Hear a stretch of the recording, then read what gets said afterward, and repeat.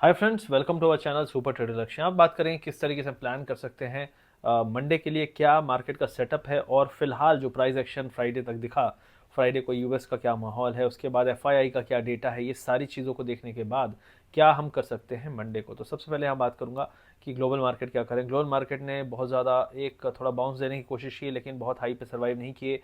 Nasdaq जो superstar था उसने हाई से गिव अप किया। तो कुल मिला के ये दिखा रहा है कि जो एनवीडिया के कारण एक पुश हुआ था उसके बाद फॉलो थ्रू नहीं मिला, और काफ़ी सारी चिप कंपनी जो एनवीडिया के जोश में ऊपर गई थी वो 5 से 10%, 5 to 10% डाउन थी। तो इसका मतलब है ये सिर्फ एक दिन का वंडर था, और मैं मंडे के बाद जो होगा उसको जज करूंगा कि यूएस मार्केट कैसे बिहेव करता है।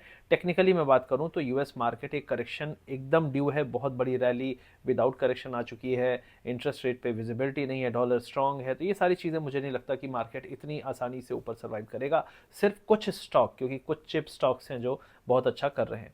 अब यहाँ पे बात करूंगा मैं कि चलो ठीक है, ये यूएस मार्केट में अभी हम जा रहे हैं ऊपर, लेकिन बहुत कॉशियस अप्रोच रखनी है, एक फॉल आ सकता है। इंडियन मार्केट में क्या करना है? तो इंडियन मार्केट में मैं आपको बता दूं कि पूरी दुनिया फिर से बुल थी फ्राइडे को। मैंने अपने फ्री टेलीग्राम चैनल पे, वीडियो के पिन कमेंट और डिस्क्रिप्शन में मिल जाएगा आपको हमारे फ्री टेलीग्राम चैनल और हमारे स्विंग और जो स्कैल्पिंग का कोर्स है और हमारा A to Z प्रोग्राम है, इन दोनों के लिंक आपको मिल जाएंगे। अगर आप नए हैं तो A to Z करें, अगर आपको कुछ एक्सपीरियंस है तभी आप स्विंग और स्कैल्पिंग का कोर्स करें। फ्री टेलीग्राम चैनल पर रहें, मैं वहाँ पे दिन में व्यूज़ देता रहता हूँ।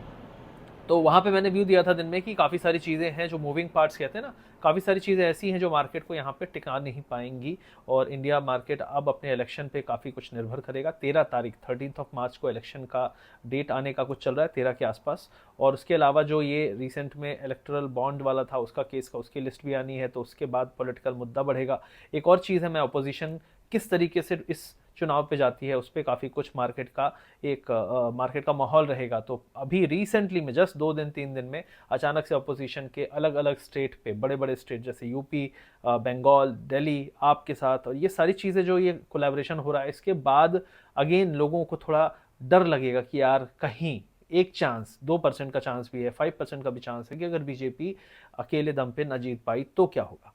तो थोड़े से भी चांस अगर ऐसे हैं तो लोग कहेंगे यार रिस्क तो है, थोड़ा सा बुक कर लिया जाए, तो वो वाला माहौल बन सकता है। क्योंकि ये सारी खबरें जो है फ्राइडे को आई हैं शाम को काफ़ी कुछ, और ये खबरें अब मार्केट को रूल करेंगी अगले कुछ महीनों तक।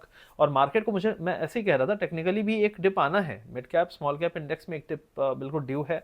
डाइवर्जेंसेस हैं, निफ्टी में डाइवर्जेंसेस हैं। बैंक निफ्टी ऑलरेडी निफ्टी से इतना स्ट्रांग नहीं है, निफ्टी से कमज़ोर है।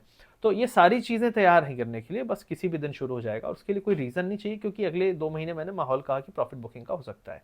तो निफ्टी की बात कर लूँ, सबसे पहले जो लेवल है 22,180 जो है सपोर्ट है, उसके नीचे हम जाते हैं तो 22,000 चैलेंज हो सकता है, 22,000। अगर हम बैंक निफ्टी की बात करें तो 46,800 पे क्लोजिंग है। अगर हम 46,750 इंपॉर्टेंट सपोर्ट है, इसके नीचे जाते हैं तो 46,200 पे इंपॉर्टेंट सपोर्ट है। अपसाइड में जो रेजिस्टेंस है 47,200 250 पे स्ट्रांग रहेगा। अगर मान लो एक डिप आता है उसके बाद बाउंस दोबारा शुरू होता है, तो वो जो बाउंस है वो कहाँ से आ सकता है? 46,200 से 300 के आसपास से। अगर आप बोलो कि यार गैप अप होता है, तो हम कहाँ पे माने कि यार कौन सा अच्छा सेलिंग पॉइंट है? 47,200 का है। फ्लैट खुला तो इंतजार कर लेना, 46,750 के नीचे ही बियरिश है। पहला टारगेट जो है सपोर्ट का हो सकता है 46,500 और दूसरा 46,200 250।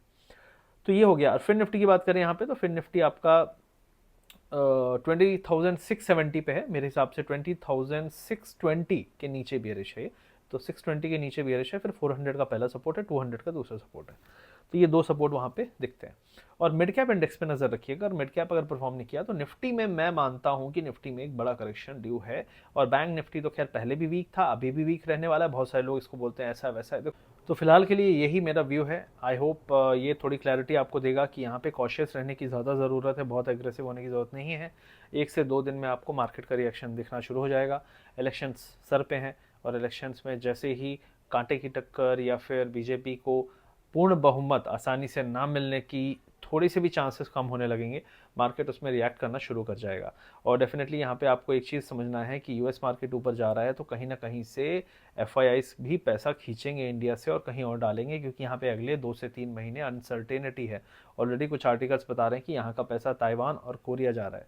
तो ये सारी चीज़ें आपको होने के बाद फिर कुछ कर नहीं पाओगे, होने के पहले आपको सोचना है, समझना है। मार्केट काफ़ी इशारे कर चुका है, पीएसयू स्टॉक्स कई सारे हाई से काफ़ी नीचे हैं, और इस बाउंस में जहां निफ्टी ने नया हाई बनाया उन स्टॉक्स ने हाई नहीं बनाया। ये सिंपल प्राइस एक्शन का इशारा है। तो आपको समझना है, आपको डिसीजन लेना है, आपका पैसा है। एक ऐड आता था ना कि सर है आपका, वो हेलमेट वाला ऐड आता था पहले।